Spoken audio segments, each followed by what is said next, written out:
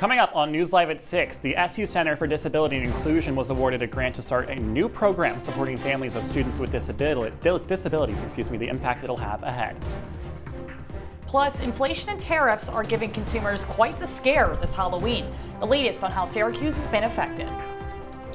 And the federal government is pausing SNAP benefits in the midst of the shutdown. What Central New Yorkers can expect when News Live at 6 starts right now. This is CitrusTV News Live at 6, your campus news leader.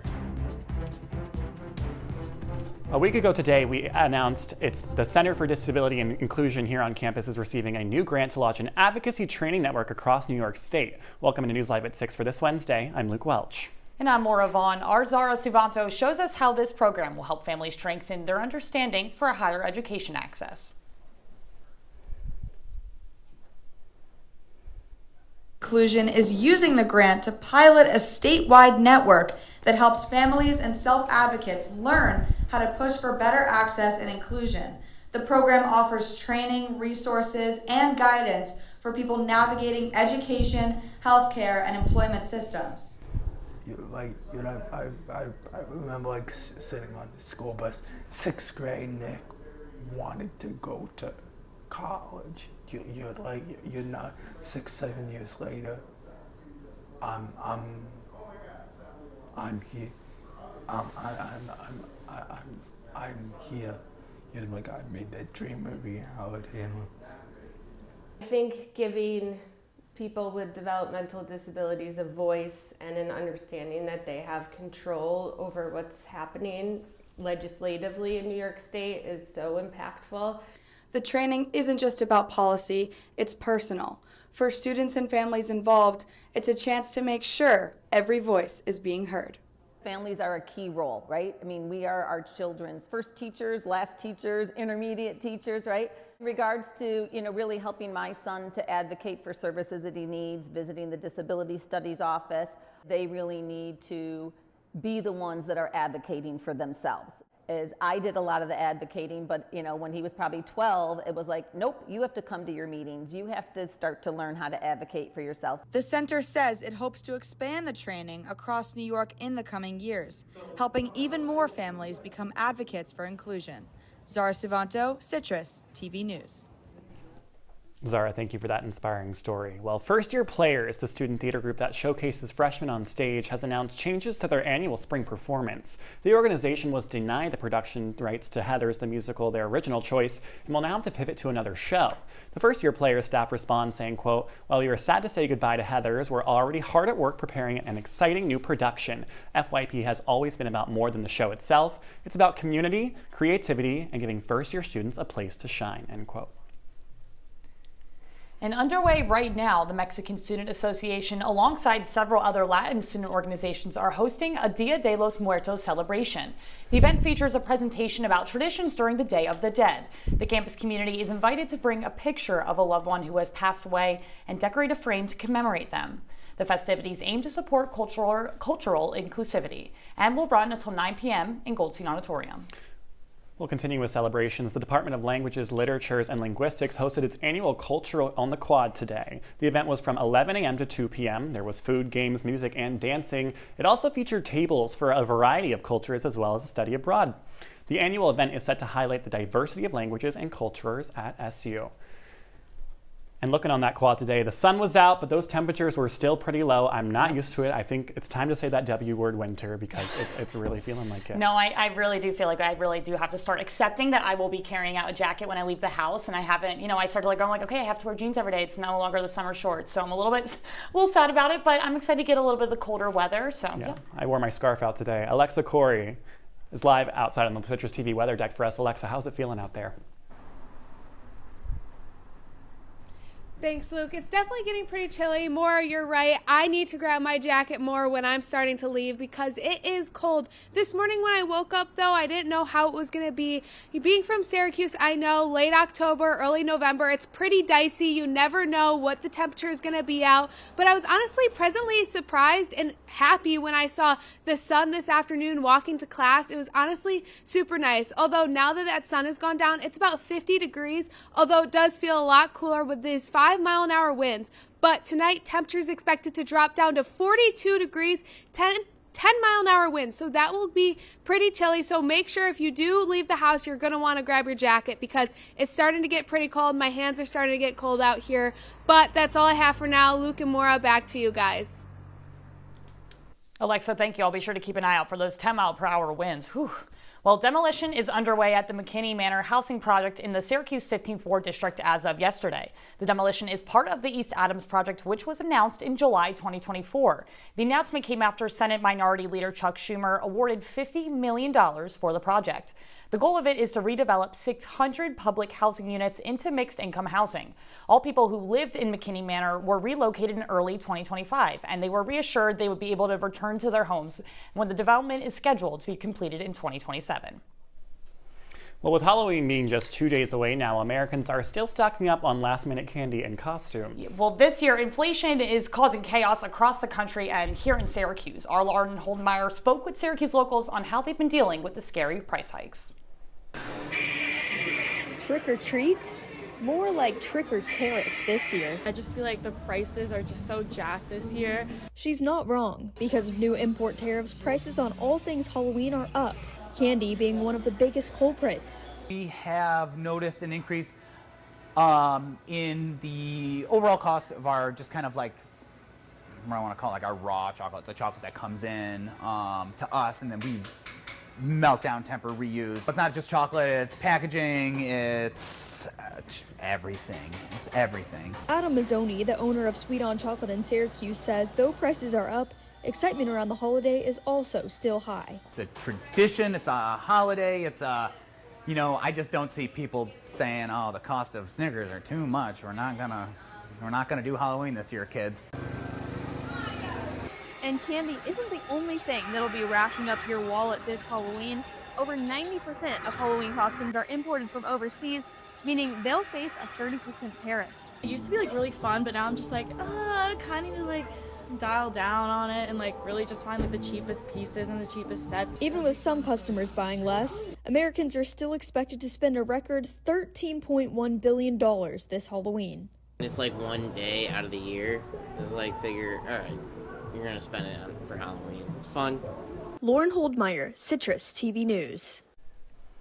Well, I know my wallet was feeling those price hikes as well. Lauren, thank you. Right now around our region, Halloween celebrations are starting early though. A number of trunk or treats are underway, providing a candy grabbing experience in a controlled environment out of the back of your car. Keller Williams Real Estate is hosting one at their office just off 690 West at Bridge Street. Holme Incorporated, a deaf services group, has one wrapping up soon. That's at their office on the 900 block of James Street. Matthews Auto on Erie Boulevard East will celebrate on Halloween Day from 3 to 6 p.m. with cars in their showroom filled with candy. Sounds like a great time. A new immersive movie experience is coming to the Regal and Destiny USA Mall. The movie theater opened a Screen X auditorium over the weekend that fully immerses the audience into the movie with a panoramic view. It replaces the theater's original 4DX experience, and the theater is a part of a bigger renovation project that began earlier this year.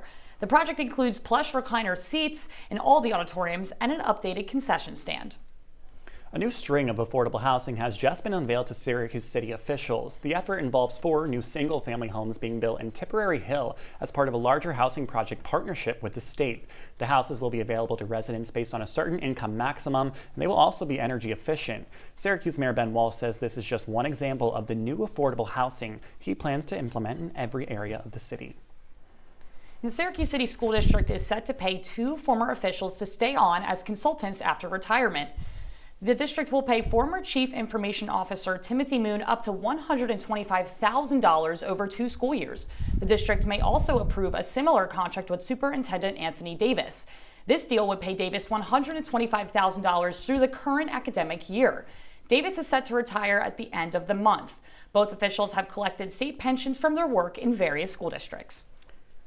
Today, Governor Kathy Hochul announced new additions to domestic violence training for police across the state. Beginning next year, all recruits will have to take a 16-hour incident response course that both updates existing guidelines and introduces new programs. The curriculum includes training for officers to recognize escalating violence, techniques to interview victims experiencing trauma, lessons on online stalking, and guidance for using digital evidence in investigations.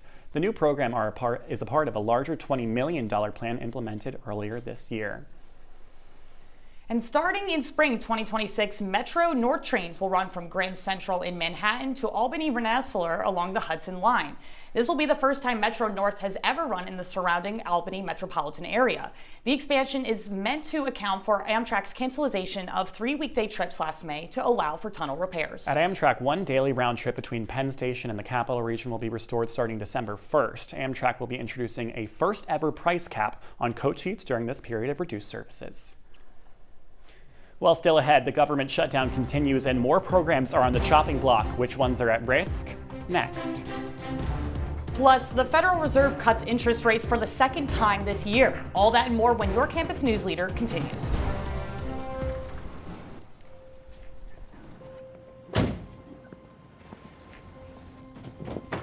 Dad, they took over my bedroom. Come on, come on. Okay, Dad. 1, 2, 3. Dad!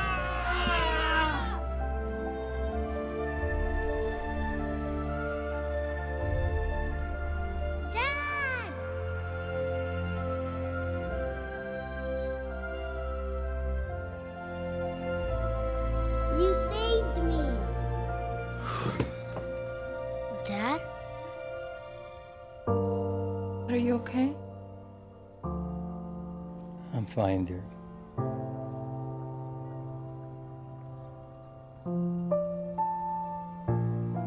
Your hero needs you now, and AARP is here to help. Find the care guides you need at aarp.org/caregiving. Welcome to my house. Lately, not my happy place. Everybody's pretty tired of each other. The parents were not themselves. My little brothers were morphing into small creatures. The walls were closing in. Clearly a case of too much family, too close, 24/7. And there's a lot of that going around right now. If this sounds like your house, try going someplace new. YourLifeYourVoice.org. You'll find lots of ideas to help you handle the family stresses of being confined to close quarters. YourLifeYourVoice.org. It might not get you out of the house, but it could help you find a little more breathing room.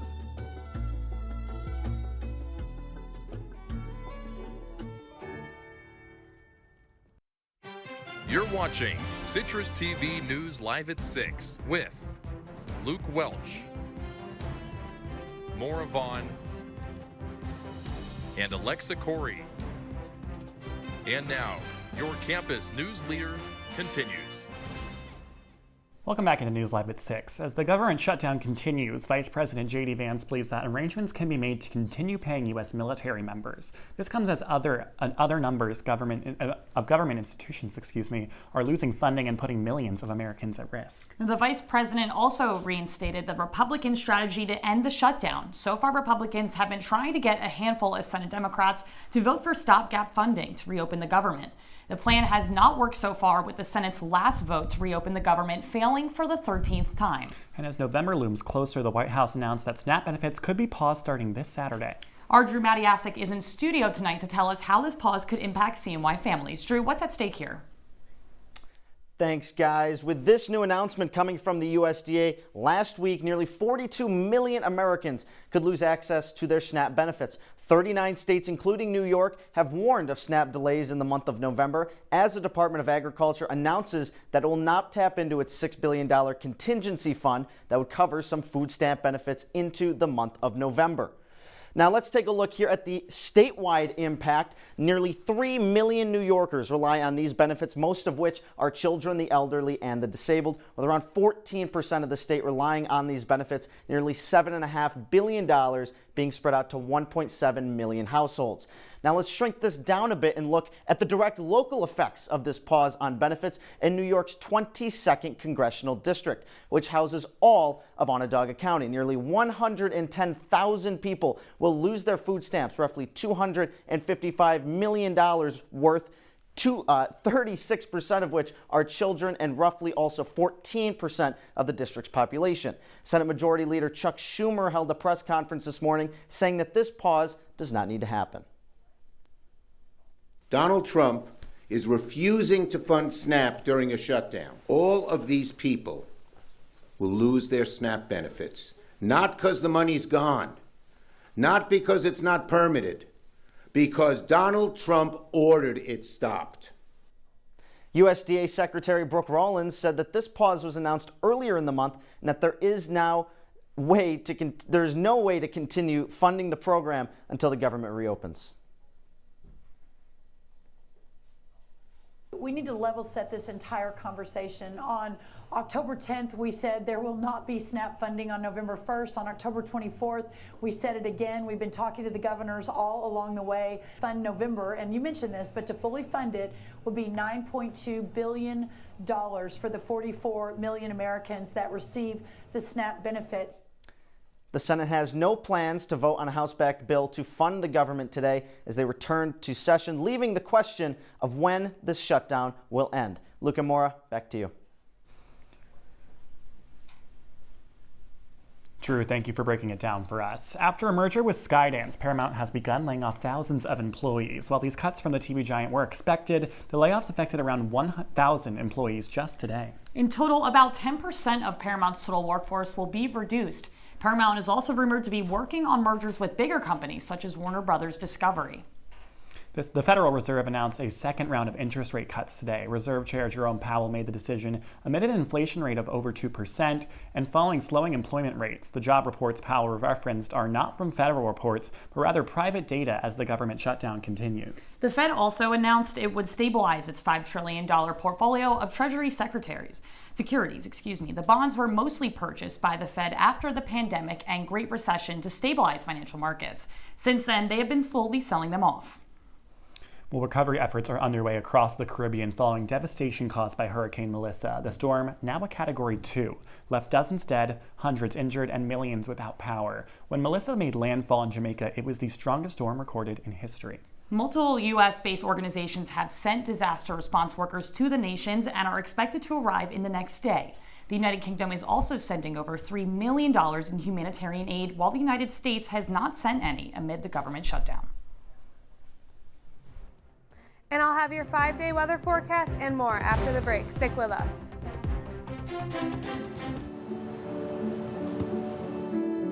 I don't remember how it started. Go to that. Our back and forth. It always came back. Dad! You probably don't remember what you told me, That was perfect. but I heard every word.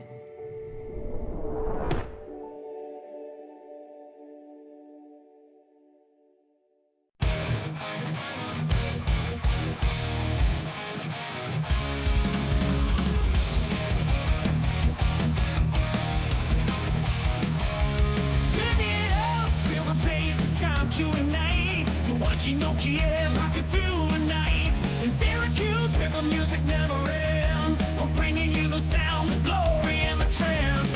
From classic hits to the brand new sound. OT is the heartbeat of the underground. With every riff and every scream, we're turning your living room into a rocking dream. You're watching OT and let the thunder roll. Hard rocking rhythms that will shake your soul. On the stage till you scream, we bring the fire. OTN television takes you higher. Guitars are shredding, the crowd's going wild. Syracuse vibes with a rebellious style. Locals are legends, they all take a stand in the world of rock. From the CitrusTV Weather Center, this is SU's most accurate weather forecast. Welcome back. Now let's take a look at your 5-day weather forecast. I think everybody's been wanting to know, how is this Halloween weekend going to look? And unfortunately, it's going to look rainy. So as you can tell, tomorrow we are starting the rain. It's going to be rainy all day. We have that high of 51, dropping down to about 45 at night. But looking at Friday, Halloween, light rain all day we're expecting. High of 47, so it's dropping down to 40 at night. So definitely bundle up if you're going to be trick-or-treating or anything of those sorts. And Saturday, we're looking at some morning rain and some night rain, hoping to have a little bit of a break in the middle of the day, but later at night, it is dropping down to 37 degrees, so it is going to be chilly. And Sunday, we have that morning showers, but I'm from Syracuse, New York, so I've seen a lot of different Halloween, so I wanted to maybe give you some advice or inspiration for some of your costumes. So here's me when I was younger. I was a witch. I think a witch is super cute, super classic. You could really do it whenever. Here is Luke. He is Winnie the Pooh. I think it's super cute, and I think you could even do it now. And then taking a look, you see Moira, she's a bee. I've been a ladybug, so I think a bee and a ladybug would even be cute together. And even more, you see our producers now. This is Emma. She is Ariel from The Little Mermaid. I love it. I love a princess. And Grace, you see Tinkerbell staying with the princesses. And then Brody, we have a DIY minion costume. I love it. I think it's super cute, so I'm really excited to see what everybody's costume is in the station. But that's all I have. Luke and Moira, back to you guys. We'll talk about our costume options a little bit later in the show, but for now, Chipotle is offering a treat this Halloween only on October 31st. Reward members can get one entree item for $6. Now, the trick is you have to appear in costume to get the discounted item. The promotion will begin at 3 p.m. and end at closing. Now, that sounds pretty exciting. Something else that seems pretty exciting, the World Series coming up. Drew Alba, what do you got for us? Yeah, after grabbing your $6 entree Friday night, make sure to head to an extra spooky football match up at the Dome. I'll tell you all about that and more in the sports world right after this.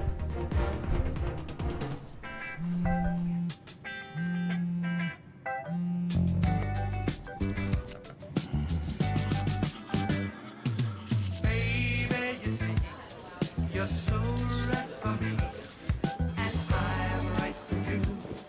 I love the things you do, like sweet tasting wine. Your lips are so divine. Your loving turns me on. My lonely days are gone. That's why I'm never gonna let you go. Never gonna let you go. Babe, I'm never gonna let you go. No, no, never gonna let you go. Baby, never gonna let you go. Never gonna let you go. Here you go. Thank you. Thank you.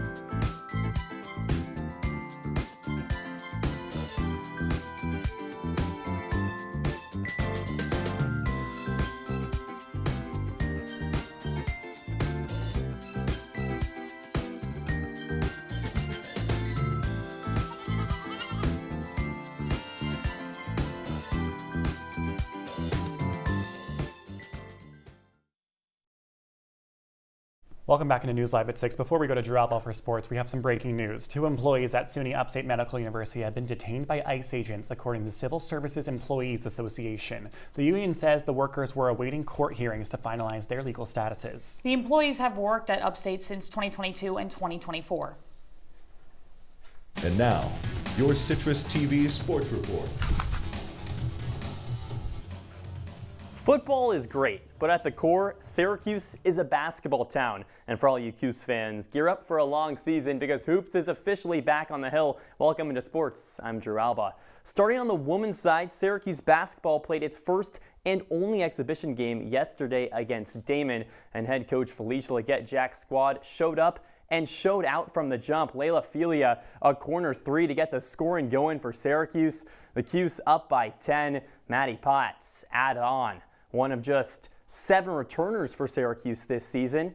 And then inside with the Cuse up by 20, Uche Izoje, the spin and the score. Izoje spent 7 years over in Japan before coming here to the 3-1-5. Layla Felia from downtown yet again. She finished with 17 points. The Texas transfer. And then Syracuse just kept adding on, up 20 points midway through the third quarter.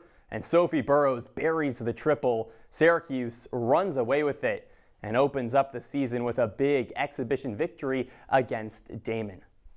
Well, the Orange will have to wait till next Tuesday for their first regular season matchup against Stony Brook. And on the other hand, SU men's hoop still has one final exhibition game tonight at 7 against Pace. It's the Cuse' first game in the Dome this season. The new look orange features last year's ACC assist leader Nathan George, 6'9" UCLA transfer William Kyle, and of course Kyan Anthony, son of SU legend Carmelo Anthony. The first taste of regular season action is next Monday against Binghamton. Game time's at 7. Catch Orange Press Pass after the matchup right here on Citrus TV. Despite all of the basketball buzz, there's still a football team to talk about. SU welcomes North Carolina to the Dome next Friday. Tar Heels head coach and 8-time Super Bowl champ Bill Belichick highlights the matchup. The longtime Patriots head man has struggled in his first year in the college landscape. UNC is 0-3 in the ACC and has yet to beat a Power 4 foe. On the other end of things, the Orange have dropped 4 straight, the longest losing streak under head coach Fran Brown. Game time's at 7:30 on Halloween night. Watch an extra spooky Orange Press Pass right after the clash. And Game 5 of the World Series between the Blue Jays and the Dodgers is tonight at 8 p.m. Toronto and LA are tied up at just 2 games apiece. The Jays search for their first World Series title since 1993. On the flip side, the Dodgers aim for back-to-back fall classics, the first time since the Yankees did it way back in 2000. Rookie Trey Savage starts for the Jays, while veteran Cy Young winner Blake Snell takes the mound for the Dodgers. The winner of tonight's tilt would take a 3-2 lead in the best-of-7 format, heading back to Toronto. Historically, teams with a 3-2 advantage win the series just under 70% of the time. Guys, back to you. It's been a crazy series so far. Drew, thank you so much. Well, when we come back, we'll have one last look at your wake-up weather. Stay with us. For the first time in 8 years, the city of Syracuse is electing a new mayor. And if you want to be the first to know the results, join us in prime time as the polls close. I'm Luke Radel, and I'll be your anchor and managing editor, joined live in the field by Anja Desam, Ben Bassick, Sophia DeStasso, Moira Vaughn, and Jackson Breslin. Plus, joining me in studio for insights and analysis are Isabella Galan, Roman Verna, Peter Berry, and Drew Matiazik. Join us 9 p.m. November 4th, only on Citrus TV.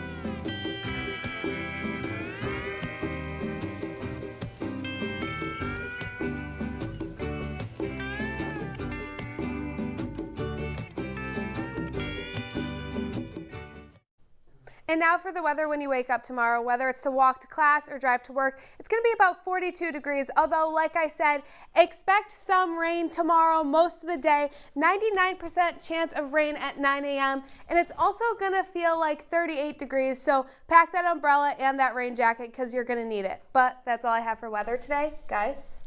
Alexa, thank you. Well, I don't know about you guys. I'm starting to feel a little bit scared. It's not just because of my co-anchor next to me, but because of Halloween coming up in just 2 days. According to the National Retail Federation, around 243 million Americans plan on celebrating Halloween this Friday.